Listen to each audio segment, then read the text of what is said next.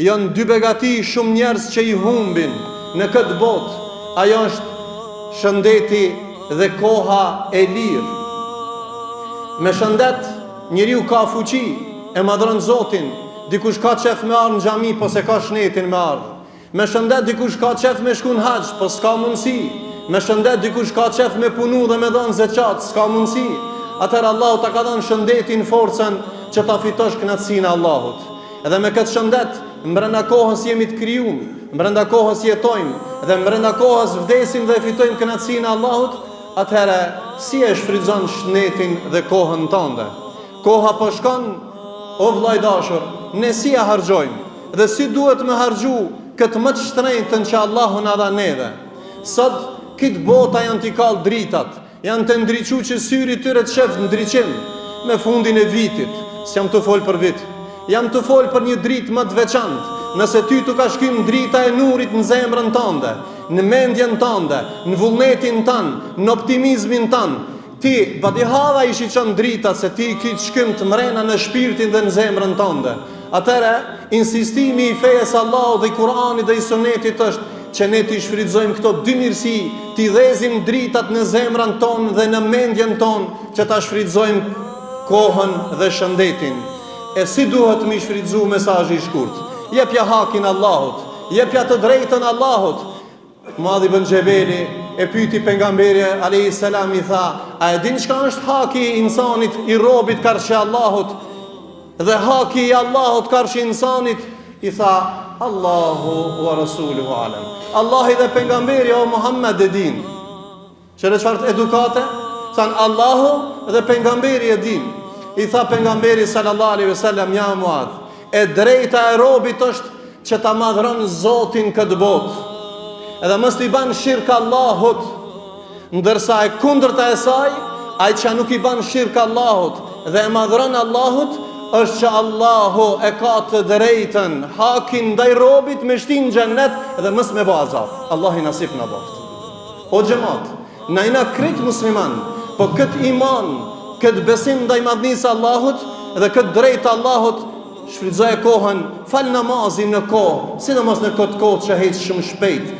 Kohën e namazit, mos e harxho me diçka tjetër pas se me Allahun tan, se ki mu pyet për kohën dhe ki mu pyet për ibadetin që e ki obligim karshi Allahut. Lexo Kur'an, se Allahu ta ka zbrit këtë Kur'an në dritë për më ta ndriçu zemrën dhe mendjen. Daje një kohë, lexo Kur'an, daje një kohë, ban dhikr dhe dua dhe istighfar, e ke shfrytzuar shëndetin, e ke shfrytzuar kohën me namaz, me Kur'an dhe me dhikr. Kujdeso, Allahu t'ka kriju shnetin e manet, mos me harxhu.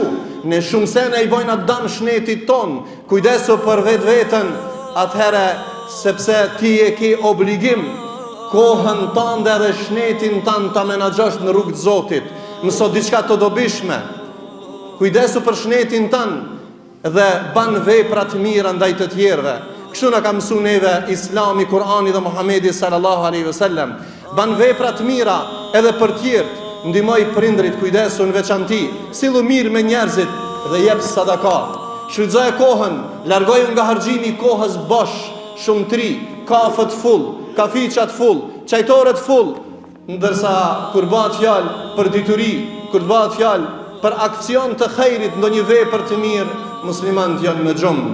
Largoju thane thashave dhe bisedave të kota. Mos e mush më të shtrenjtën mendjen tënde me fjalë boshe, me fjalë të pavlera, po mbushe zemrën e mendjen tënde vetëm me gjëra që të bëjnë dobi. Mos e humb kohën në rrjetet sociale. Sot një kancer i rinisë, sidomos të rinisë sot, që harxojnë kohën bosh dhe në rrjetet sociale. Ka kohë për tëri farë shejtanllëqe, nuk ka kohë për ibadet dhe lexim.